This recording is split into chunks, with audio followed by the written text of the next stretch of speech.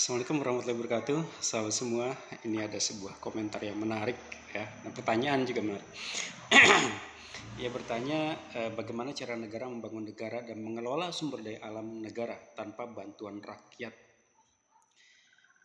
Secara sederhana, Anda bisa katakan atau Anda bisa jelaskan sedikit ya, bahwa kekayaan sumber daya alam kita itu luar biasa besar.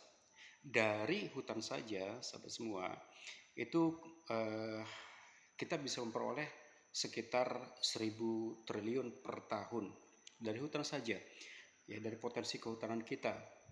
Itu belum dari tambang-tambang emas, nikel, besi, kemudian minyak, ya, gas alam, segala macam, batu bara.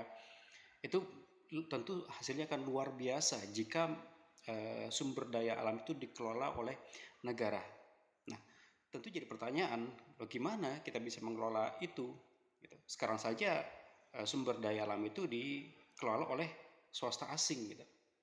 Nah, sahabat semua, negara tentu saja dalam hal ini adalah pemerintah, gitu ya. Itu bisa mengambil alih kepemilikan, ya, atau dengan istilah lain nasionalisasi, gitu ya. Nasionalisasi tambang-tambang yang ada di wilayah kita, di negara Indonesia ini, diambil oleh negara, ya, semuanya. Jadi negara berkuasa penuh dalam mengelola sumber daya alamnya, ya. Maka dengan demikian, jika negara mau melakukan hal itu, ya, atau mengkaji ulang kontrak-kontrak yang sudah disepakati, gitu ya, sudah dilaksanakan gitu dengan pihak asing, ya, pengelola asing, ya, itu dikaji ulang, dibuat ulang, gitu, ya. Dengan kata lain, ya, diambil alih, gitu loh. Jadi kepemilikan itu memang 100% milik Indonesia, gitu, milik pemerintah, ya, dimana keuntungan dari sumber daya alam yang ada di Indonesia ini, ya, itu menjadi hak milik penuh rakyat Indonesia, dimana negara itu hanya berkewajiban mengelola sumber daya alam tersebut yang hasilnya kemudian itu diberikan kepada rakyat secara free, secara gratis, secara cuma-cuma, ya. Maka dengan hal itu, jika negara mau melakukan itu, gitu ya, maka negara kita tidak perlu memungut pajak dari rakyatnya.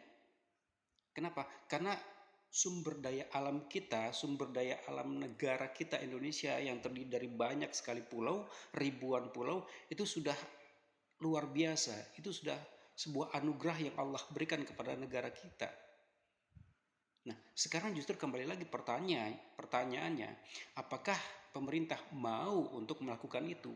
Apakah negara mau untuk mengambil alih semua sumber daya alam yang ada di negeri ini dan tidak menyerahkannya kepada pihak-pihak asing? Karena yang selama ini terjadi, ya contohlah Freeport, gitu loh. Bagaimana pembagian dari hasilnya itu tidak seimbang antara pihak pemerintah sebagai pemilik sumber daya alam dengan mereka sebagai yang diberi kekuasaan, yang diberi kuasa, yang diberi wewenang untuk mengelolanya, ya. Itu tidak seimbang, seperti itu, ya. Jadi sekali lagi pertanyaannya balik kepada pemerintah, kepada negara, kepada penguasa negeri ini, apakah mereka mau untuk mengambil itu, ya. Demikian sahabat, semoga bisa menjawab, ya. Assalamualaikum warahmatullahi wabarakatuh.